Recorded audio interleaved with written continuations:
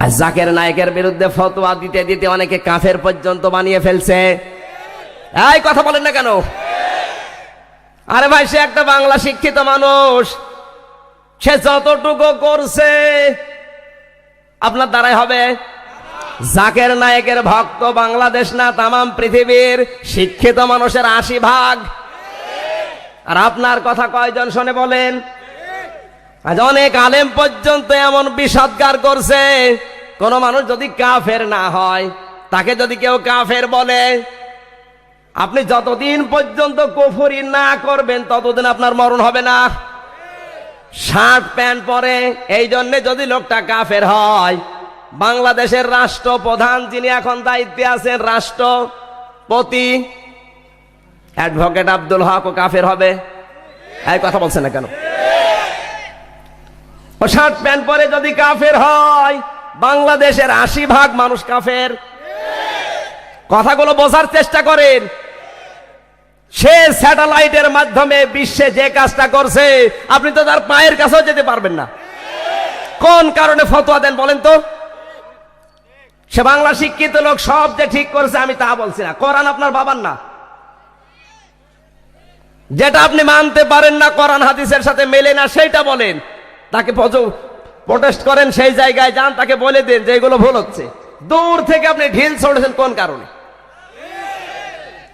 আপনি গবেষণা করে দেখেন তো, 100%-এর 80% লোক পৃথিবীতে তার ভক্ত।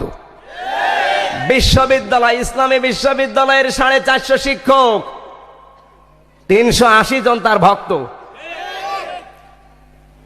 আপনার ভক্ত কয়জন আছে? আপনার কথা তো মুরগি তো শোনে না।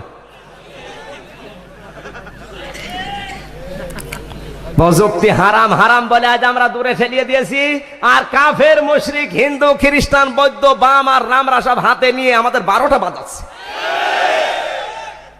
হারাম তো কত কিছু আছে, সেগুলো তো বলতে পারো না। এদেশে 2 জন মহিলা পরপর ক্ষমতায় যায়, এটাও তো হারাম। এর বিরুদ্ধে একবার কথা বলো দেখি।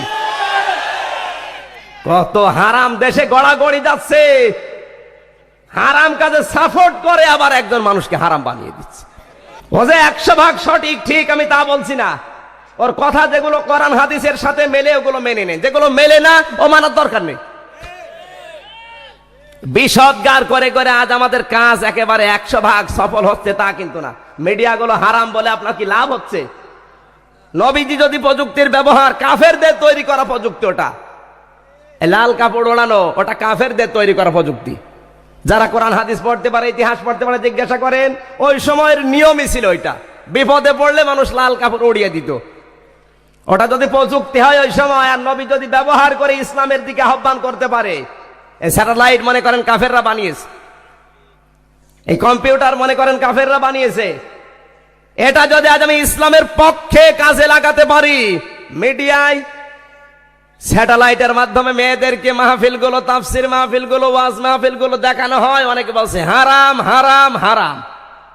ফতোয়া দিতে দিতে একেবারে ফেনা তুলে ফেলেছে মুখে।